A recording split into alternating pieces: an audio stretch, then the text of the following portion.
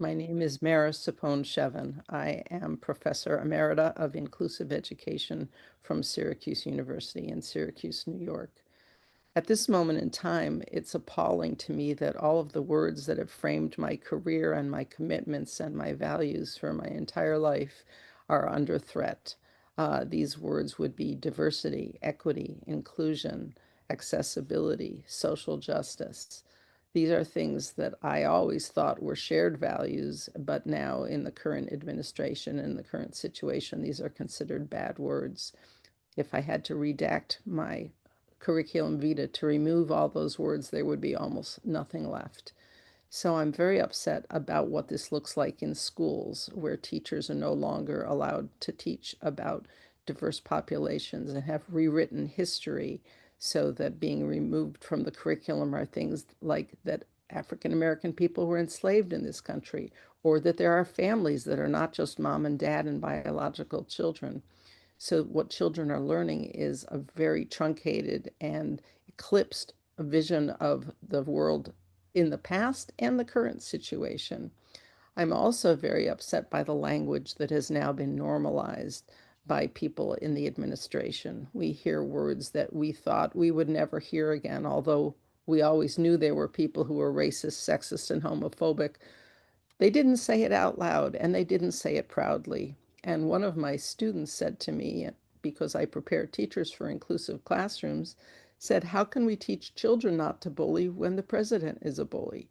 And I thought that was a very valid question, because children are watching and children are listening, and they're going to take their lead from what they see on television and what they read and what they see as people in power doing and saying. I'm also upset by what's happened at universities and the ways in which faculty are afraid now to teach what they believe, and therefore students are not being given the full breadth of faculty information and knowledge. Um, I also have been working with the Syracuse Immigrant Refugee Defense Network, um, trying to protect people from ICE. And many of these people are actually legal residents, but they've been terrorized. Children have come home from school to find out that their parents had been deported. And children are afraid to go to school. There are situations in which ICE is hanging out around schools and around aid centers and Mexican restaurants, trying to nab people, which is a level of cruelty that really um, appalls me. So, in general, I'm upset by the fact that we are no longer valuing the diversity of our country, which I have always thought was the strength of this country. Uh, the other thing that is really distressing is the word empathy has become a bad word.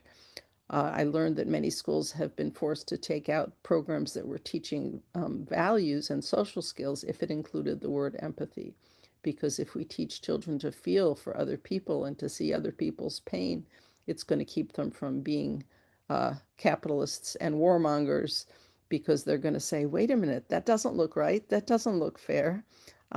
Wouldn't that child be hurting, or wouldn't that be really bad?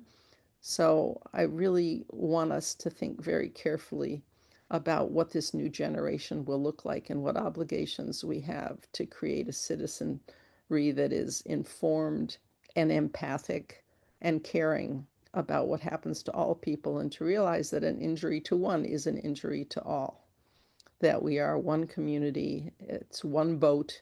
If there's a hole in the boat, everybody's going to drown, and we are all inextricably connected, and our fate depends on treating everyone well.